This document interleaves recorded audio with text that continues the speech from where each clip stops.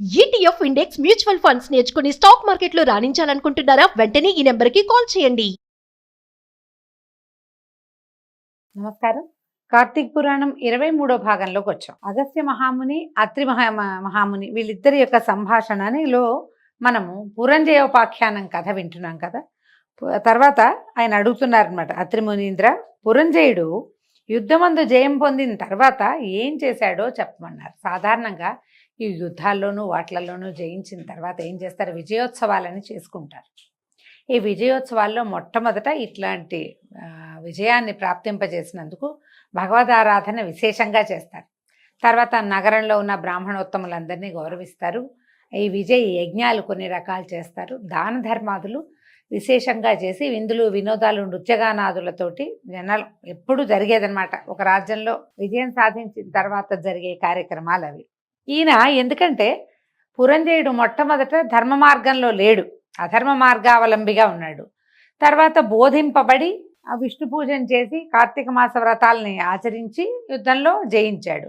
ఇప్పుడు జయించిన తర్వాత మళ్ళీ అతను పూర్వ పద్ధతిలోకి వెళ్ళాడా, లేకపోతే బోధింపబడిన సన్మార్గంలో ఉన్నాడా తెలుసుకోవటం కోసం అడుగుతున్నారనమాట. శత్రుబాధారహితమైన అయోధ్య పట్టణమందు పురంజయ మహారాజు సమస్త ధనుర్ధారుల్లోనూ శ్రేష్ఠుడై, ఇంద్రతుల్య పరాక్రమవంతుడై, సత్యవాదియు, సదా శుచియు, దాతయు, భోక్తయు, ప్రియవాదియు, రూపవంతుడును, అమిత కాంతివంతుడును, సమస్త యజ్ఞకర్తయు, బ్రాహ్మణ ప్రియుడును, ధనుర్వేదమందు వేదములయందు శాస్త్రములయందు ప్రవీణుడును, పూర్ణిమా చంద్రుని జనులకు వలె స్త్రీ ప్రియుడును, సూర్యుని వలె చూడశక్యము కానివాడును, శత్రువులను శిక్షించువాడును, హరిభక్తిపరాయణుడును, బలయుతుడు, కామక్రోధ లోభమోహ మదమాత్సర్యాలనేటువంటి అరిషడ్వర్గాలని జయించిన వాడును, కార్తీక వ్రతము చేత పాతకములన్నీ నశింపచేసుకుని వాడును అయి ఉండెను. సమస్త ధర్మగుణాలని అవలంబించాడు ఆయన.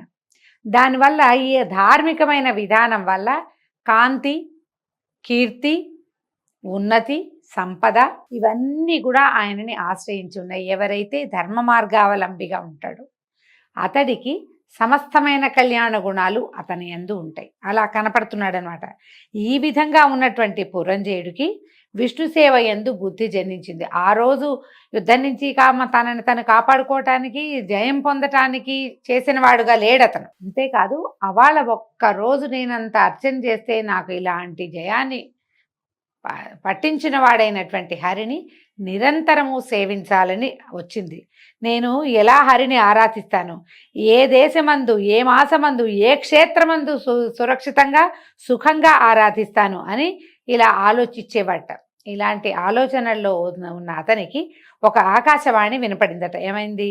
ఓ పురంజయ, శీఘ్రముగా కావేరికి పొమ్ము, అచట శ్రీరంగమును దివ్యక్షేత్రము కలదు, అచట శ్రీరంగనాథుడు వసించి ఉన్నాడు, కాబట్టి సంసార ఛేదము చేయువాడైనటువంటి శ్రీరంగ నిలయుని సేవించుము అని చెప్పి ఊరకుండెను. నేను ఆలోచిస్తూ బాగా తీవ్రంగా ఉన్నాడనమాట. ఆయనకి ఆకాశవాణి వినిపించింది, కావేరీ పట్టణాది తీరంలో ఉన్నటువంటి శ్రీరంగనాథుడిని సేవించు అని. ఆ మాట విని రాజు అయోధ్య పట్టణాన్ని విడిచిపెట్టి తన చతురంగ బలాలతో అనేక క్షేత్రములను తీర్థములను చూచుతూ కావేరీ మధ్యనున్న శ్రీరంగం చేరెను. మన కథ ప్రకారం ఈయన ఎక్కడున్నాడండి? అయోధ్యలో ఉన్నాడు. ఈ అయోధ్య ఎక్కడుంది? ఇప్పుడు మనం సేవిస్తున్న అయోధ్య రాముల వారు పుట్టింది ఉత్తరప్రదేశ్. అక్కడి నుంచి శ్రీరంగం అంటే తమిళనాడు చేరాలి. ఆ కాలంలో ఏముంది ట్రాన్స్పోర్టేషను, జనరల్ ట్రాన్స్పోర్టేషన్లు అంటే సాధారణమైనటువంటి ఇవేమీ లేవు. వీళ్ళు ఏనుగులు, గుర్రాలు, రథాలు వేసుకుని ఈ యుద్ధ కాలంలో ఎలాగా సేనలు అన్నిటినీ నదులు నదాలని వాటిని దాటుకుంటూ అరణ్యాల్లోంచి మధ్యలోంచి ప్రయాణం చేస్తూ యుద్ధాలకు ఎలా వెళ్ళారో అలాగే ఈయన ఈ తీర్థయాత్ర కూడా వెళ్ళాడు. ఆ రోజుల్లో తీర్థయాత్ర క్రమం ఎలా ఉండేది? రాత్రిళ్ళు దీపాలు ఉండేవి కాదు, పగలే ప్రయాణం.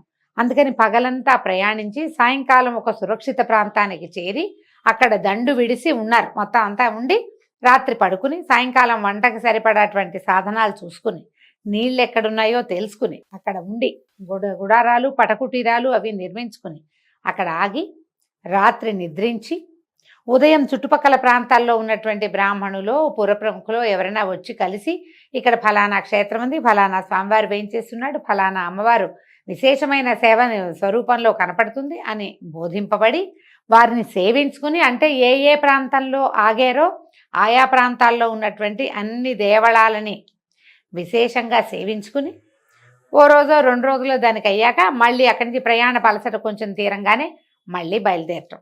ఈ మధ్యలో అడవులు అవి ఇవి, చెరువులు దొరువులు, నదులు నదాలు ఇవన్నీ దాటుకుంటూ ఎన్నో రోజులు ఎంతో కాలము ప్రయాణించి అయోధ్య పట్టణాన్ని విడిచి కావేరీ మధ్యలో ఉన్నటువంటి శ్రీరంగపట్టణానికి చేరాడట. అట్లా చేరి కార్తీక మాసం అంతా అక్కడే ఉన్నాడు. అంటే ఈయన ముందు కార్తీక మాసానికి 4 నెలల ముందే ఇంచుమించుగా ఏ జ్యేష్టంలోనో ఎండాకాలం విడిపడుతుండగా బయలుదేరారు. ఈ రోజులన్నీ కూడా వర్షపు రోజులన్నీ కూడా ప్రయాణంలో ఎంత కష్టపడి ఉంటారో. ఈ కాలంలో మనకి ఇన్ని రకాల సౌకర్యాలు ఉండి కూడా మనం వర్షాకాలం ప్రయాణం అంటే దుర్భరం, దుష్కరం, భరించలేము, కష్టము రెండూను. మరి ఆ కాలంలో వాళ్ళు ఎట్లా చేశారో వ్యయ ప్రయాసలకి ఓర్చి ఎంతో శ్రమ కోర్చి కార్తీక మాసంలో శ్రీరంగానికి చేరాడు. చేరిన తర్వాత మొత్తం కార్తీక మాసం అంతా అక్కడే ఉండి శేషసాయి అయినటువంటి శ్రీరంగనాథుడిని సేవించుతూ పూజించుతూ కార్తీక వ్రతాన్ని చేసుకున్నాడట. ఎందుకు కార్తీక వ్రతంలో? ఈ కార్తీక పురాణంలో మనకు ప్రఖ్యాతంగా చెప్పబడింది ఏమిటి? కార్తీక దామోదర ప్రీత్యర్థం శివారాధనం కరిష్యే అని చెప్పుకోవాలి. కార్తీక దామోదర ప్రీత్యర్థమే విష్ణువారాధనం, సాలగ్రామారాధనం, దీపదానం, బ్రాహ్మణ భోజనంచ సమస్తమైనవి కార్తీక దామోదర ప్రీత్యర్థమే చేయవలసినటువంటి విధి ఉన్న కార్తీకంలో స్వయంగా దామోదరుడే నిద్రాముద్రాభిరాముడుగా వెలసి ఉన్నటువంటి శ్రీరంగంలో ఈ కార్తీక మాసం పూర్తిగా అక్కడ స్వామిని సేవించుకుంటూ కావేరీ నది స్నానం చేస్తూ స్వామివారిని సేవిస్తూ విశేషంగా ఈ పురంజేయుడు గడిపాడట. కృష్ణ కృష్ణ అని గానం చేస్తూ గోవింద వాసుదేవాన్ని నిరంతరము కీర్తిస్తూ విష్ణు పూజా పరాయణుడై స్నానదాన జప హోమములు దేవాభిషేకములు చేయుచు నాగసాయిని విధియుక్తంగా ఆరాధించి మాసమంతయు ఇట్లు వ్రతాన్ని సల్పి మాసాంతమందు ఉద్యాపన చేసి తన పట్టణమునకు బయలుదేరను. మళ్ళీ కార్తీక మాసంలో చివరికి అయిపోగానే పాడ్యం నాడు మార్గశిర శుద్ధ పాడ్యమి విధి తదియల్లో బయలుదేరాడట. మధ్యనున్న దేశాలు వెళ్ళేటప్పుడు కొన్ని చూశాడు, వచ్చేటప్పుడు కొన్ని చూసుకున్నాడు. మధ్యలో ఉన్న అనేక దేశాలని చూచుచూ సమృద్ధమైన తన దేశమునకు పోయి అందున్నటువంటి అయోధ్య పట్టణాన్ని చూశాడు. అక్కడికి వెళ్ళాడు.